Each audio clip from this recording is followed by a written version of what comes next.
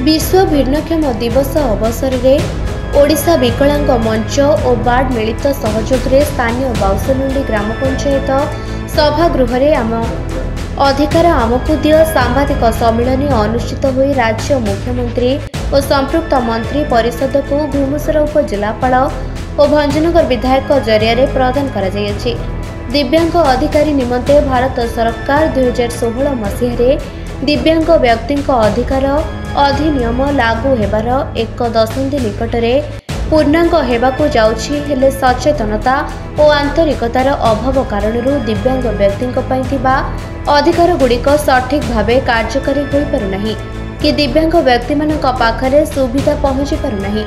समस्त सरकारी और बेसरकारी कार्यालय वाणिज्य अनुष्ठान पार्क विद्यालय स्वतंत्र रांप निर्माण करा जाऊ। विशेषकर भंजनगर टाउन हॉल बिजू पट्टनायक कल्याण मंडप एनएससी आरएमसी सभागृह लोक सूचना पाठागार सीडीपीओ और बीडीओ ऑफिस उपजिलापाल कार्यालय समस्त शिक्षा अनुष्ठान किंबा सरकारी और बेसरकारी कार्यालय रे देवोत्तर विभाग अधीन रे थिबा समस्त मंदिर को लिफ्ट और रांपर व्यवस्था करा जाऊ।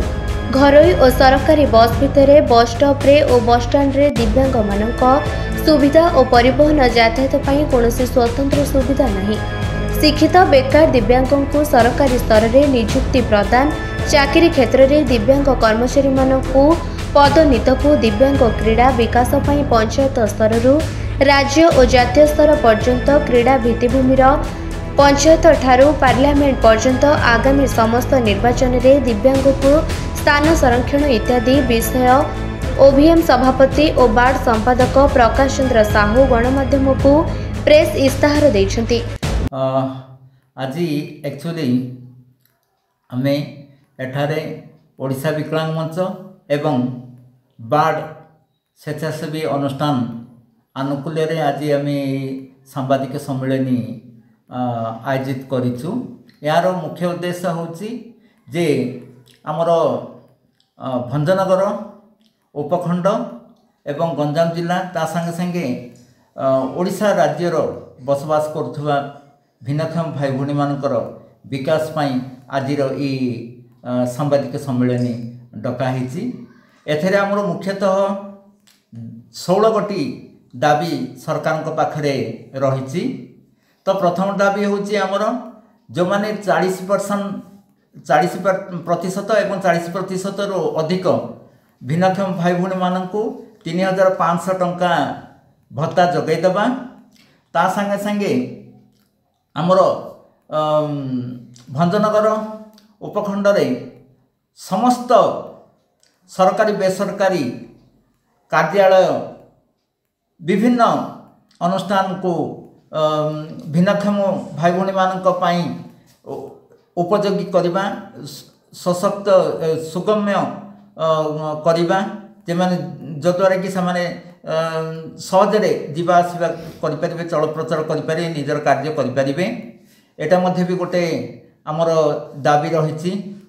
सेमिति सबुठारु भिन्नक्षम मानक पाई गंजाम जिले में सर्टिफिकेटर समस्या रही जोटा कि ए वर्ष सर्टिफिकेट आवेदन करथिले मध्य भी ता पर वर्ष रे मिलिबो कि नहीं संदेह सेतिपई से सर्टिफिकेट जेमति कि तुरंत भिन्नक्षम भाई भूणी माने पाई परिबे ता ऊपर गोटे मध्य भी हमर दाबी रही। जो फर्जरी सर्टिफिकेट मध्य भी दिन दिन को बढ़ुची सेटा ऊपर मध्य भी हमर दाबी रही। सेमिति हमर भंजनगर उपखंड रे हमर दृष्टिहीन जो माने कथा कहि पारनंती सुनि पारनंती सेमानक पई कोनोसी प्रकार विद्यालय नहीं।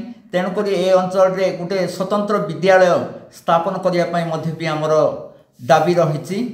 सेमिति आमे दाबी रखिछु जे हमर जो भारत सरकारंकर